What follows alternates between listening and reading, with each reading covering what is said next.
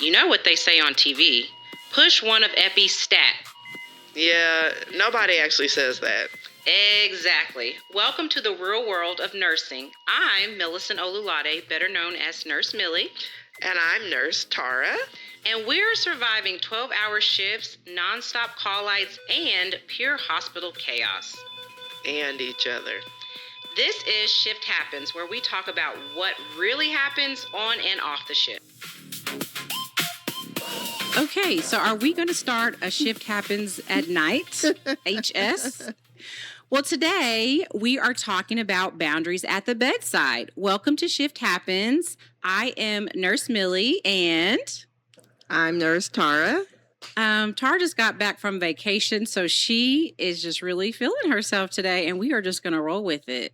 I love the sun-kissed thing you got going on, mamas. Thank you. See, everybody can't get a vacation. Some people got to stay in the house like Michael Jackson and not get a tan and watch all their kids, while others get to take lavish vacations, and I guess that would be you. Yes, because I set boundaries. I told someone, no, you cannot impregnate me again.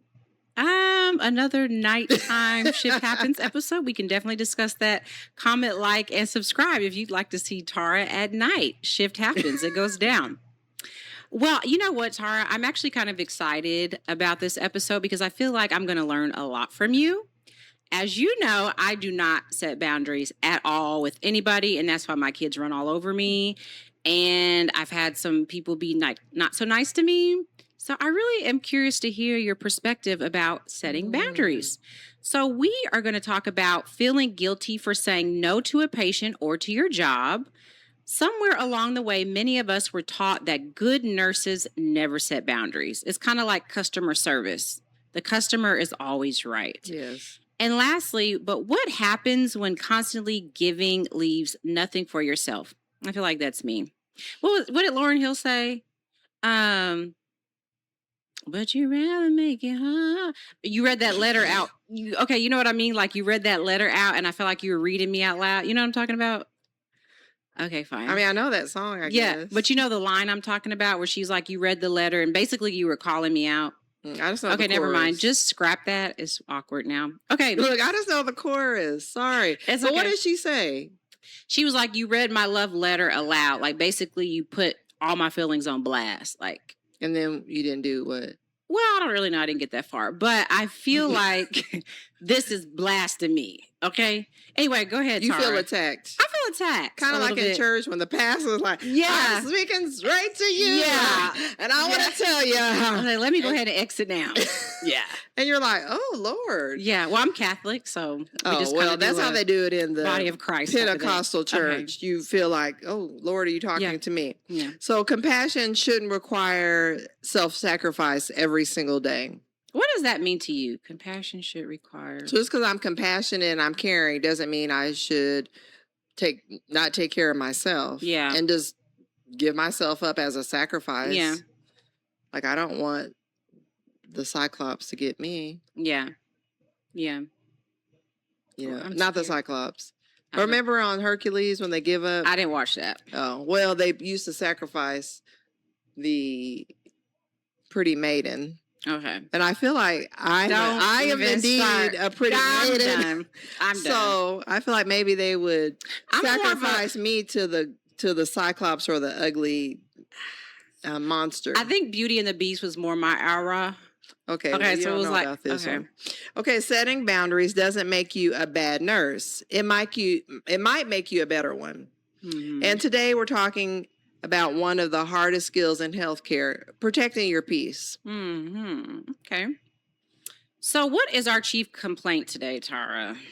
Can you be a compassionate nurse while still setting healthy boundaries?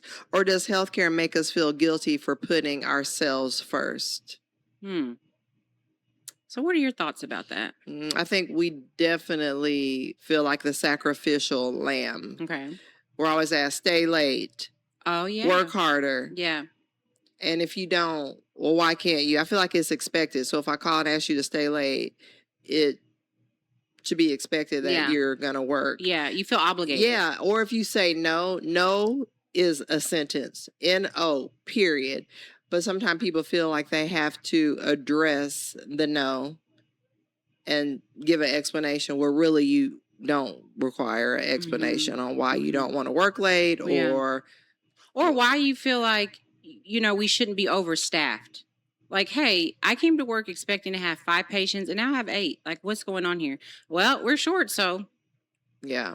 So that's one good thing about my job. I can only put one patient asleep. Yeah. So I don't always feel the stress of taking care of multiple patients, which I adore. Yes. And I just can't worry about anything else. But I still feel like do you feel there's like some boundaries that I don't always set. Let me not interrupt, because last time I asked you the question. And so my husband said, "Oh, you was interrupting Tara." I was like, "Oh, let me not do that." Okay. But I kind of want to do it to be messy just a little bit. So I still will probably do it on purpose, but I'll give you that look like I'm doing it. I don't know. I feel like when you say no to like a shift or something that's going on, or you try to advocate for yourself and for the patients, because if we're short staffed or we're overworked or we don't have the assistance, then the patient suffers. Not only do we suffer, but the patient suffers. Yeah. And so does the hospital, because the patient satisfaction scores decrease and whatnot. But definitely a domino effect. Yeah, exactly. And so I just feel like, okay, if I say no, then when I come in for my normal shift day, the manager is going to be like, Or if you need a favor or you need a day off or you may not want to work a holiday, then it's like, no, you said no to me that one time. And so I've just always been, I think I get that from my mother. I've just always been a yes man. And I'm comfortable with that. And as I've gotten older and I've had kids, I understand that I still do the same thing. I don't set boundaries, because sometimes it's easier just to go with the flow or do your own thing. And I feel like my self-care has been compromised in that sense. And also when I was working as a floor nurse, you have aides to like help you with the patient and whatnot. And I would just never ask them for help. I would take out my own patient's trash. I would bring their trays in, take the tray, all of this stuff. And I just felt like it's easier for me to do it rather than ask for help. But if you don't use those resources or those extensions of you, then you'll get burnt out. But I guess I'm just not a person that's comfortable with, I don't want to say confrontational, because I feel like that has a negative connotation, but just being forward. Yeah, that's a good word. Yeah. Well, your self-care looks great. You look so pretty today. Thank you. I'm a good makeup artist. Yeah, you look gorgeous. Thank you. I was like, oh, can I even? Well, some people have to imitate a tan. You know what I'm saying? Because we can't lay out on the beach in Thailand and St. Bart's and Miami. I was just in Jamaica. Yeah. Well, just Jamaica. I haven't been since I was 2. And we got seasick and threw up everywhere. And then they had a food shortage and lizards in our house that we rented. Oh. Yeah, I haven't been back since. I was just 2 or 3, but it's so fun. Yeah. So okay, before we move on, let me not interrupt, but I want to know your history from being a new nurse to a nurse now, and with your job transition from being a nurse to a CRNA. Have you always been the type of person that set boundaries for yourself and advocated for yourself, or did you grow into that? No, I feel like I did. And I feel like sometimes I'm a people pleaser because I want to make everyone happy.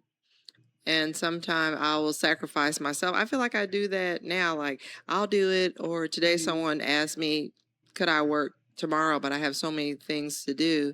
And I said, I'm so sorry I can't work. And I actually looked to see how could I make that happen. And I felt bad that I couldn't offer up my help. But they found someone to work for them. But it still makes me feel bad that I can't help that person out, because I always just want to say yes, like I'll help you, yes, I'll stay late. So I feel like sometimes I have a hard time setting boundaries, even though I have a hard exterior. You do. I'm really like soft inside. You're like I'm a Cancer. Yeah, Cancer season is coming up, July 5th. So stay tuned. Yeah. So I feel like I'm this hard exterior, but then on the inside I'm straight mush like a crab. Or is that for certain people? Or just in general? In general. Okay. There was one thing you said about, denying a request to work for someone. Do you feel like people treat you differently when you say no? Or you feel like you've established a good rapport with your colleagues or whoever's asking? Yeah, I feel like we help each other enough. I feel like it's balanced, so they know if I'm saying no, it's because you're not lazy. Yeah, just being I'm not doing it. Yeah, but I try really to help out. And I just have a reputation for working hard. So people are like, oh, Tara will do it. Tara will stay late. And everyone says, like, I just run circles around everyone because I'm very energetic. And I love being at work. I'm happy to be at work. And I think that translates to I have no boundaries. I'll do whatever. But I feel like it's really important to set those boundaries. In fact, this year, 2026, is the last year I'm working so hard because I feel that I'm neglecting myself. Yeah. I'm working so hard to reach my financial goals that I'm not taking days off. And I'm not just having a day off just to have lunch with a friend. Right. And you went back to school, or I went back to school to work smarter, not harder. Right. Because, of course, now as a nurse anesthetist, I'm not working as a registered nurse on the floor. Right. And I'm making more money, so I should be able to allow myself the time to not work as much. And so I feel like I'm kind of setting a boundary that way. Is it addictive too? Because it's like, it's so easy. You're used to doing it. You're comfortable. You go to work and you know you're going to make that money and do all the things you want to do financially. I think my husband kind of goes through the same thing. He enjoys being at work. He works a ton and he's like, oh, I'm so tired. But he likes to be the person that everyone calls on or relies on. Yeah. And so sometimes I feel like he feels obligated to say yes. And I think he enjoys saying yes because he likes to be Superman. Yeah. And then it's like, okay, and I get paid to do something that I love doing, even though I'm so exhausted. So I feel like I see a lot of that in you and in him. I'm trying to think if someone told me no. So I have a coworker. Yeah, so, but I like that. I like that. Let me think. So I have a coworker, and he's really like my best friend at work. His name is Cole. I'm Mr. Cole. Yes, Cole Morgan. We love you, him. And we love Amanda too. Yes. Hearts. So Cole, I'm like, Cole, I'll say, I'm going to work this weekend. You work this weekend. And I'm always expecting him to do it because he's always so easily available, flexible. And I always joke and say, you're in the Black Mafia family. Like, you better do it or else. And he jokes saying, if I don't do this, she's going to come on. Yeah. Okay, and I think, like, if he ever said no, it'll be okay. But I just expect him to, but I do it where it helps him too. I mean, I'm not the only beneficiary, but it makes me feel now that we're talking about this, like, does he feel like I'm just like he can't set boundaries to tell me no? This is very thought provoking, and I like that you're taking some accountability there. So maybe after this, you can call Cole up and say, "Hey, do you feel like I be doing this to you? You feel like I punk you? Yeah, like let me know. Like, do you feel like I be punking you into working my shifts? Well, I kind of do because I said you're the Black Mafia family. If you don't show up, you're going to be floating in that river in New York City somewhere. Yes. Well, yeah. Okay, so next. I like that. I really do like that. So the shift report. Healthcare is built on caring for others, but that care often comes at a personal cost. Whether it's staying late, skipping lunch, answering work calls on days off, or carrying emotional weight home, boundaries can feel impossible. Today, we're going to discuss why boundaries matter and how learning to say no may actually make us better caregivers. Well, I know the whole skipping lunch thing. Why was I going to say skipping lunch? Skipping lunch. That's so minor. It is so minor, but it's so common. Yeah, and huge. It was pounded in us that it is illegal for you to work so many hours and not take a lunch. However, when it's time to take a lunch, your phone is ringing, a patient needs you, you're being interrupted by a colleague or your manager, or somebody's breathing down your back like, how long has it been since you had lunch? I just got here. I haven't even washed my hands yet. So it's like it's a double standard, or at least a hypocritical rule. Yeah. And that's something little, like we said, very minor, but we're not robots. This is the thing. Like, let's just address everything here. Yes. Go ahead and spill the tea. We're human beings. Can I do this real quick? Yes. Okay, there's nothing in there. Sorry. Well, it's tea, fake tea. Okay, it's tea. We're human beings, so it's hard when we're expected to have boundaries and we have to go to the restroom or we get sick because we're not robots. Yeah. We're not AI. Yeah. And skipping lunch can give you a headache. You feel sick. You can't do your job. When I don't have lunch, I feel really, really bad. I feel very puny, like I can't continue on.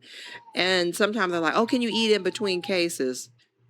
A lot of times I don't bring my lunch because I know everyone's so surprised. I'm not really a cooker. Mm-hmm. You just do it all. Yeah, I don't cook. I'm not a cooker. Your lifestyle's not required you to. So I'll just go out to eat a lot at Mahogany's. Shout Ooh, out downtown. to Mahogany's. It gave you the Memorial location. I have a nickname there, and everyone loves me. Everybody knows you. Yes, but I have to go. Maybe it's cafeteria, and that takes time. Get my lunch, come back and eat. And always you don't have time between cases. So you're done with surgery, and then while they get ready for the next case, that's what they mean by in between. And that's not always a lot of time where you can go and get lunch. Yeah. I feel like I didn't set boundaries in that area because it didn't apply to me at the time. So because I've been an athlete for at least half of my life, you get the run done, you get the drills done, you get the practice done before you take, a break, you sit down, a water break, whatever. So I was used to working that way. So when I became an RN on the floor, I could go hours without using the restroom. I could go hours without eating. I could go hours without water. And some people are like, do you want to take a lunch break or you don't? I will. And I'm like, well, you just go ahead and take it because I'm not hungry. I don't eat breakfast or lunch. I kind of just am a one meal person. And then if I'm not eating or drinking, then I'm not going to the bathroom. And then you go to the bathroom and your phone rings or somebody, it's like, so it didn't apply to me, but I definitely understand how that would affect others. And then it was like, you need to clock out for lunch. It's a part of the job. And then if you forget to clock in, you didn't clock back in. And it's like, oh my gosh, why do I even take a lunch? Why? Or what about the convenience of lunch? We worked at the one job. It's 10 o'clock. You want to pull me out of a case to say, hey, take a lunch. It's like, it's 10 o'clock. Just because it works for everybody else, it doesn't work for me. I'm not hungry. Well, if you don't take your lunch at 10 a.m., then you will not get a lunch later. So go ahead and take your break or your lunch. If you're not hungry, don't eat. But just know that when it comes 12, 1, 2, 3, 4, you're not going to get a lunch. So I was like, well, dang. Yeah, I think that's a big thing. Skipping lunch, dang, it kind of all coincides where you just need to set boundaries. What are the call light chronicles? So the call light chronicles are when we press the call light and kind of take a pause and we tune in with you guys and let us know the personal perspective of what we're talking about in regards to the chief complaint. So a question that I have here is, were boundaries something you struggled with early in your career? Yes, and I still struggle with it now. Like I said, even before healthcare, when I was a teenager and I had little mall jobs or fast food jobs, you don't get a break. You are beat down like a dog. Okay. The customer's always right. So that has been ingrained in me through work as a preteen and being an athlete. So I just come into healthcare like, okay, I'm here to work and get the job done. I remember when I shifted from the hospital to the other job, I was like, oh my gosh, there's nothing to do. I was just so used to going. Yeah. And when I got that job, I'm like, so just a lower acuity, because in the hospital you're doing that, and then here you're doing more outpatient. You're doing more outpatient, and also there is a better system. So all of the work is not put on you. So I come in and then our boss was like, wow, you guys are such hard workers. It's because we came from the hospital. And then the people that have been there for so long in outpatient are like, yeah, we're tired. We're not trying to do that. And we're just like, yeah, go. Yeah. So I just didn't set boundaries there. The next question is, have you ever taken work home emotionally? I feel like, yeah, especially as a new nurse, I think you're always double checking your notes. You're going home thinking about, did I make a mistake? Is there something I could have done better? Did I miss something? What am I going to do tomorrow when I have the patient again? Or I think I definitely took that home. And if I did have a sad case, like a patient that I knew wasn't going to progress, that did make me sad. Yeah, and like I said, that was an inspiration for me to work with elderly patients, because I feel like with children that are ill, it's harder or more traumatic for me, and I'm sure as well as the family, to just accept that this child is ill and not going to get better. Not that a grandparent and a great grandparent don't matter, but I feel like, okay, it's end of life. And I'm okay with that. And so because I have to contain my own emotions and it doesn't project onto the patient and their family, I was more comfortable working with adults or elderly patients. When did you realize you needed healthy boundaries? When my therapist told me. She's like, girl, you let everybody run all over you. And just because, you're not passive or aggressive, you're not confrontational, and you don't have to be, but it's okay to say no. And I'm like, well, I'm a people pleaser, like you said. And so will somebody be upset with me if I say no, I don't want to do it? And it's uncomfortable because I feel like, what if I say no, then the person comes back as wise, like, oh, I'm not ready for that. I'm not ready for that. So it's just easier for me to say yes, avoid confrontation, hurting people's feelings. And so I make a mental note of that daily, but it does not come easy to me at all. How has motherhood changed your perspective? I have had to set boundaries only because I'm unavailable. My kids come first. Yeah, and as so they should. Yeah. And so traditionally, if I didn't have kids, I would say yes, yes, yes. And sometimes I still want to say yes, yes, yes. But like I have to take care of my kids. So really having kids is the only thing that has created boundaries for me. Because they're like physical boundaries they're almost. Physical boundaries. And you can't do it. I can't do it. Like, hey, my friend, can you take me to the airport? Girl, I have 4 kids that I'm running back. I'm a little school bus. I can't take you to the airport. Well, I would like to, or not really, but I can't. Like, I have to devote that energy and time to that. So it has forced me to set those type of boundaries. But outside of that, no, I don't have boundaries. I don't have boundaries with my children either. Okay, Tara, what are your call light chronicles? Have you ever experienced burnout from poor boundaries? I think that's highly possible. Definitely, especially in healthcare. Especially in nursing. Burnout because can you stay late? Can you work late? Can you come in because somebody come called in early? Can you float? Can you float? And you're just saying yes, yes, yes. And that gets tiring. I remember one hospital I worked. I could be in a room all day doing cases. And then the anesthesiologist was like, can you go here? Can you go here? Can you go here? Can you go here? Can you go here? And I was like, I was wanting to be in the one room all day so I know what to expect. So I know to get my drugs ready, to get my endotracheal tube ready, just be prepared for the next and just keep it going. I wasn't prepared to go get someone else out and start all over or do this or do that. And guess what? I don't go to that hospital as much because it wears me down. Yeah. And I can't do it. So I set my own boundary by just not picking up shifts there because that's a lot. One job I work in Tulsa, I work and I'm in a room for 12 hours. I'm just in that one room. And it makes it way easier. And I'm working with the surgeon I like usually. So they do a good job of putting you in your niche. Right. So why would they put you somewhere where like, oh, I hate going here. I hate this. If you don't like it, why would they put that person in there? But it seems like they say, well, you have to do it. Well, why is that? No, you don't have to do it. Well, Tara likes doing it. Let her work with this crazy doctor. And that's how it should be because when you keep doing that to people, they get burnt out. No shade to physicians, but they do kind of harp on the mid-level stuff. So, as an RN, not as a nurse practitioner or someone with my master's or doctorate, some physicians, it's like, you're lower than me. You're at mid-level. So if I tell you to do something, then you do it. And if you don't do it, I'm going to report to your nurse manager, even if it's not fair to you. So I can only imagine you being pushed from room to room. It's like, well, if you don't do it, then why are you here? Yeah. We don't need you. Yeah. But do you not realize you're also having me bounce back and forth and doing twice as many cases when you could just hire someone else? Yeah, it's just too much. And what's the hardest boundary you've had to set? I would say it's not even at work, like in my personal life. Yeah. What is that? Let me be nosy. See, I have coffee, but I came for the tea. I would say, because maybe like loving someone that really didn't deserve my love and having to set that boundary because I love them so much and set that boundary just to leave them alone. And that affected me because I don't know, I was just not in a good headspace. And when I'm not in a good headspace, I'm just not good to anyone. So that was empowering to me to tell that person no.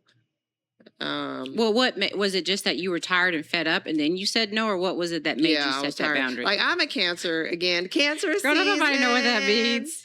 So Cancers are totally loyal. We seem to use our loyalty against us. My friend Terrence tells me that all the time. Like, someone's going to use your loyalty against you because you're just going to be with them to the end of time. So after they damn near killed me from all their evil ways, and I'm like, I still love you, I finally was like, they don't love me. They don't. What do I do? I have to leave them alone. So I finally like set that boundary to where you don't have access to me.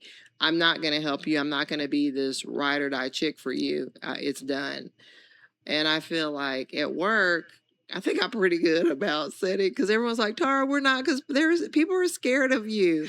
And even when I was going to anesthesia school, I don't know why, but everyone's like, Tara, ask if we can take a break. So I'm like, excuse me, can we, I don't mean any harm, but can we take a break? So would people ask me because I'm more the person to, more an outspoken person, and I'm going to say like, no, you're not going to do that? Is that how I'm perceived? Because sometimes I don't always feel that way. Sometimes I'm just like, okay. It's interesting that you present that perspective, because just working with you, I remember, like I've said, the first time I met you and then getting to know you as we work, you know, you just exude a confidence and an assurance. And definitely if something goes down that's a little off, you will be the first person to like say that that's, you know, inappropriate. So I've always looked at you like as a younger nurse to say, wow, did that come with time? Is that part of your personality? Is that part of your confidence? Is that part of your ego? And how do I become more like that? Well, I'm not, but it's been nice to watch from afar. And the boundaries with relationships, definitely don't have those either. I don't ever get it to say, hey, let me stop calling. I deserve better than this. Let me move on. I'm a fixer. I'm a work it. I will work it out until there's nothing else to work out. To the point where you have to block me or you get married. I'm like, hey, I'm still here, just paddling along, waiting for you. Well, that comes up in therapy too. Here we go. How do you protect yourself emotionally after difficult cases? You know, that kind of goes. If I have a difficult case, I'll cry. Like, I cry a lot. A lot. That's interesting. Yeah, so I feel like how I protect myself is crying or praying. And I have a strong belief in God, and I'm always going to put him first. And I'm just going to pray about it or talk about it with my friend. I have a lot of, my two best friends are nurse anesthetists, so it's easy to talk to them because they totally understand.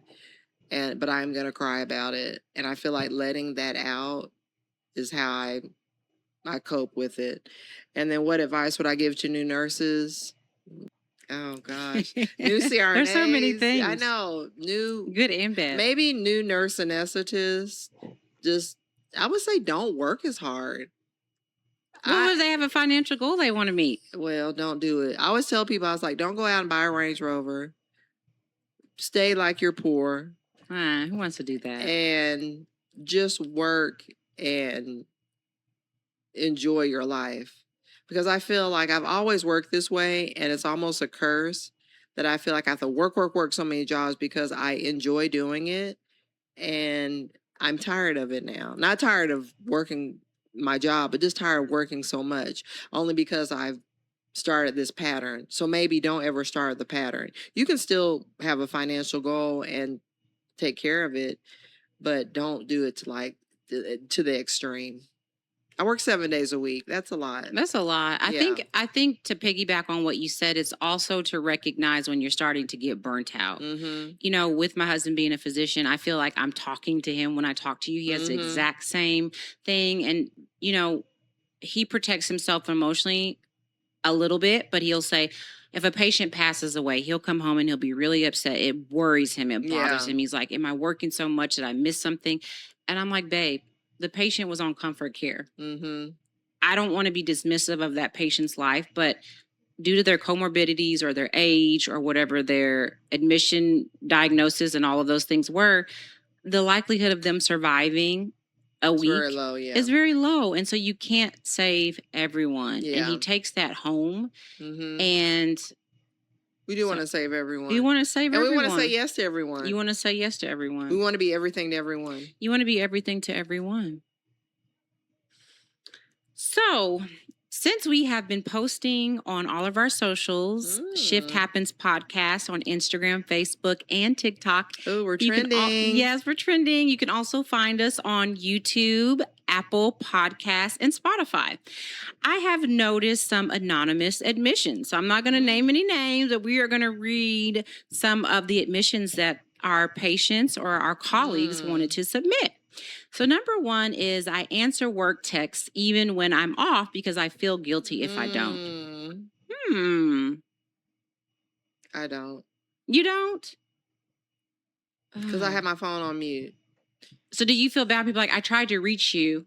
Are you giving me money? Well, I was going to try, but you didn't answer the phone. Look, are you giving me some money? 9 to 5. And if I'm not there, I'm not going to answer. I really try not to, but I understand what they're saying. Depends on who it is, maybe.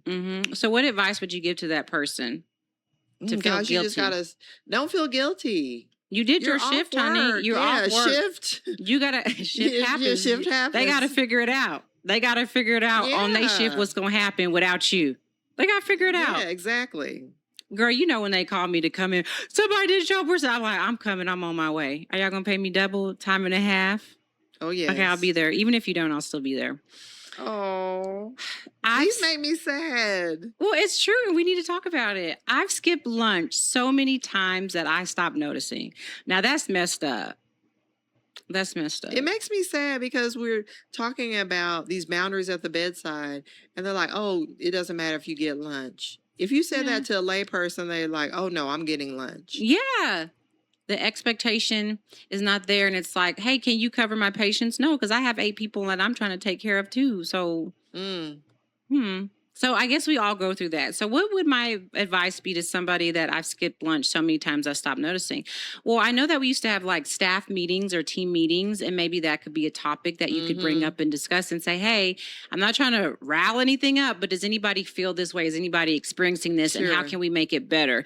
Can we have our manager? See, managers, no shade, sometimes they don't want to fill in. They think they're supposed to stay in their office behind the desk and not assist when things get a little chaotic. Yeah. So maybe a manager could say, hey, I'm going to relieve you for lunch. Yeah. Blah, blah, blah, blah, blah. Come up with some form of a solution. I care deeply, but I can't save everyone. So we just addressed that. Yeah. Learning to say no was harder than nursing school. What do you think about that? Nursing school was really hard. Nursing school was hard. I was harder than getting a master's. So they feel like saying no is so hard. I just feel like nurses, they want this as a profession. Maybe that's why we're in such horrible relationships. We want to save everyone, fix everyone. Oh, he doesn't have a job. Very he type doesn't. A. Well, let me fix him. Yeah. Or let me save everyone. I just feel like that's just in us. You want control, and the moment you don't lose control, then your world crumbles or you don't know how to function. So what would you say to somebody that says learning to say no is harder than nursing school? They're just going to have to start saying no and no explanation. Also, when I started nursing, jobs were few, far, and in between. Like nowadays, people need so many nurses and whatnot. And so you don't want to be the one that like gets put on the blacklist either. So I think you also have to be okay. As you get older, you be like, okay, with whatever comes with your decision. If somebody doesn't respect you to say no, your decision to say no, then maybe it's time to move on. Yeah. Do you want to work for a type of company that doesn't value your boundaries and respecting you? Well, at one of the jobs I had, which you're aware of, after I got my master, they'd offer me a job. And I said, the way that I was treated as a nurse and the way that other nurses were treated, there is no way that I would want to practice here. It would be so easy because I know everyone, I'm comfortable and whatnot, but I'm like, this is my opportunity to, that's probably the only time I really set a boundary. I was like, it's not going to work for me. I'm interested in something else. So yeah, if you don't value me as a worker or a colleague, I'm not going to invest Yeah. more of myself. Well, good thing I'm valued at a lot of my jobs. That's good. Like my job in Tulsa, I'm so respected. I'm cared for. And I'll say it, my job in Oklahoma City, I'm really loved by like the people I work with. So I don't feel, and that's maybe so unique. Maybe everyone doesn't feel that. I have something to say about that. Do you think it could be because you're a mid-level and not a RN? I feel like when I started working at our common place of work, initially we had anesthesiologists coming in, and then we started collecting CRNAs. The way that doctors would respect you guys versus us, the way they would talk to you, the standards, it was completely different. I don't know if it was just like you guys were higher educated than us, or you got paid more, or whatever. It's like you're not an anesthesiologist, but they still respect you on that level, at least in the operating room. Sure. Because there are some doctors that have a problem with nurse practitioners and CRNAs and et cetera. So do you think that you're well respected and treated kindly versus nurses because of your title? I don't know. When I worked in Oklahoma City, I worked in a thoracic ICU, and I felt respected there. And I got lunch, and we had teamwork. I feel like I've heard the rumor, and people can comment in the comment section and say, ICU nurses are more respected than any other nurse in the hospital. And I think it's because they go through all the critical experiences with the physicians. But I've even heard my husband say that, not definitively, but he's like, ICU nurses, they just kind of know because they've been in critical situations, so they can kind of guess what we're going to need. Maybe this the knowledge base. So maybe someone with a greater knowledge base. But why? Maybe they can level up to the person that they want the respect from. Yeah. That's interesting. So I just wanted to know your experience. Sometimes I need a mental health day more than a vacation day. Ooh. Honey, in this field, a mental health day and a vacation day are the same thing. Listen. Girl, take a mental health day in healthcare and you will come back with no job. Let me tell you something. Tell me. I always say this. Sorry, I'm going to tell everyone my secret. Sorry if my chief is listening. Oh, wait. Are we coming for coffee again? Yeah. But I will call in well. That's what I say. I was like, I think I'm calling in well. Wait. Break that down. Calling in well. Not calling in sick. Okay. Because I'm not sick. Okay. I'm well. I just don't feel like going to work. Why should you let me be your boss. Why should you call in well when you get vacation time and paid time off? Why do you need when you can just plan your vacation? I just can't do it. I just looked in the mirror and I can't go in. You said you can't go in today. So what has been the response when you say that? I just don't say anything. I just say I won't be in today. But you're on schedule, so what are we supposed to do?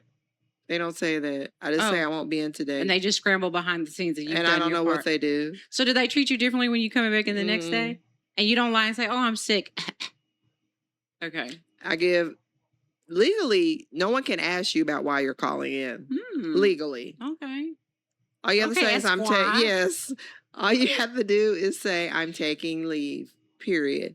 But I will call in like I can't do it. Would you do that as an RN? I can't imagine doing that as an RN. Girl, I was bad as an RN. Are you serious? Yes. I can't imagine. Oh my God. I was horrible. I would call in so I could go to the club with my friends. She'd be like, girl, I was like, oh, I'm not going to work tonight. TikTok like, and we didn't have that. Planet and we didn't have that. MySpace. We didn't have all that then.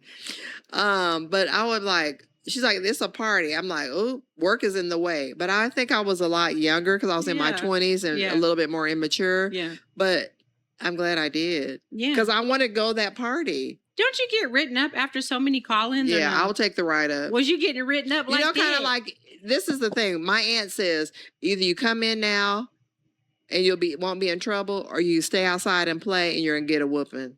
So I would stay outside and play. I'm going to take my whooping. Either way.